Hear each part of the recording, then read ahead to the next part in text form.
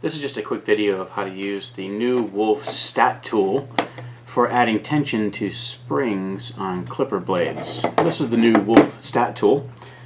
It's a handheld unit.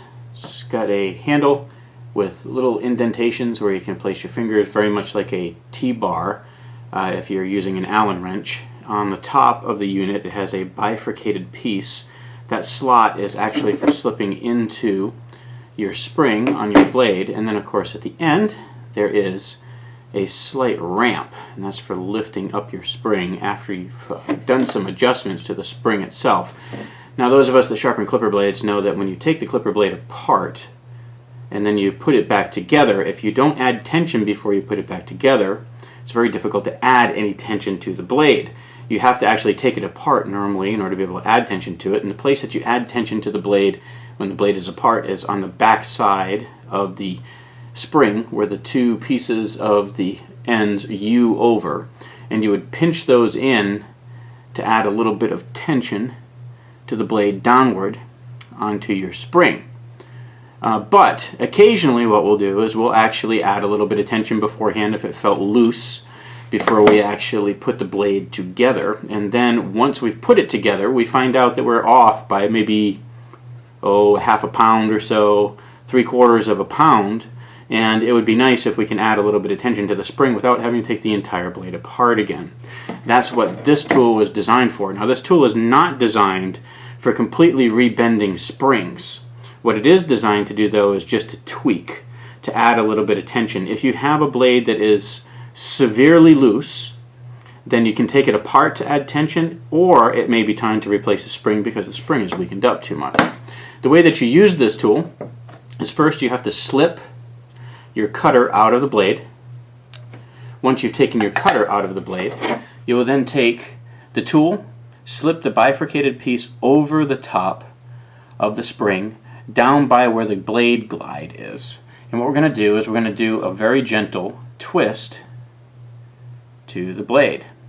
Slip that blade glide back on there, and we will twist downward and then come up over the top, and on the opposite side we will twist downward again. And what this is doing is it's adding a little bit of downward pressure down onto the blade itself. And what I'll do is I'll take the ramped piece, slip it up underneath the blade guide, take my cutter, slip my cutter back into place under the spring, and then let the stat tool slip out. I can press this over, and then my blade is ready to be tested. Now before I added tension to this, I had a tension of about 2 pounds on this blade. So let's go ahead and test this blade now and see about where it tests out at. We'll push. Almost 3 pounds now. So what I did in essence is I added about 3/4 of a pound or so to this blade just by adding a little bit of downward pressure on the spring itself. Now on occasion what will happen, just like this one here, when I bent that spring down, my setback is off just a little bit. In order to adjust that setback, I'll just go ahead and I'll take my screwdriver. I will just loosen this slightly and do an adjustment. This doesn't happen every time that you do this, but on occasion it will. So we'll go ahead, slip this into place. We'll go ahead and do the adjustment for setback, and then retighten the blade, which just makes the process just a little bit quicker. It's even better when you don't have to do any setback adjustment.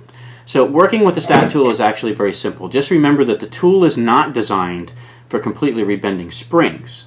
You don't want to bend from the back here. You just bend over the top just to put a little extra downward pressure down on the cutter itself. You don't want to do anything else to it as far as twisting from back here or here. What can happen is the bifurcated piece, one of the ends or the sides, will actually snap off. This is hardened steel, but if you over torque it, you can have the possibility of breaking it. So I hope this clarifies a few things about the stat tool and how the stat tool works. It's a fairly simple piece of equipment. If you have any questions about it, don't hesitate to give me a ring at Wolff Industries. The number is 1-800-888-3832. Again, it's 1-800-888-3832. Thank you.